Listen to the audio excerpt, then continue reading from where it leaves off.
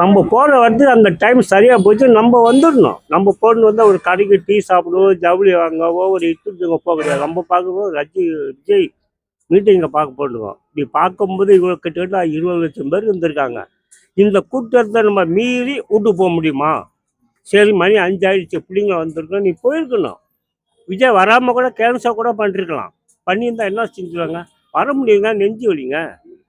அவர் வந்தே தான் ஆகணும்னு கண்டிஷனாக இருக்கு. வரும்னு சொன்னோம் ஜெயங்கொண்டத்துக்கு, வர முடியல, தாமதம். அவருக்கு உடம்பு சரியில்லை, வயிற்றாளப்பு, நெஞ்சு வலி, ஏதோ ஒரு காரணம். அடுத்த மாதம் ஒத்தி வைக்கலாம். அதுக்காக விஜய் வருவாருன்னு 8 மணி வரைக்கும் மக்கள் காத்து இருக்குத, அது தவறு. இது ஆமாம். இப்போ நீங்கள் வந்து அந்த பேட்டி எடுங்க, நீ வந்துமா எடுத்துங்க போயிடணும். நான் கடைசி வரையும் பேசிட்டப்ப நீங்கள் நிற்கக்கூடாது. முக்கியமானதை மட்டும் நீங்கள் எடுத்துக்கணும், போயிட்டே இருக்குங்க. அதை விட்டு நான் விடிய வரையும் பேசுவேன், அதுக்கு நீங்கள் எடுக்க முடியுமா?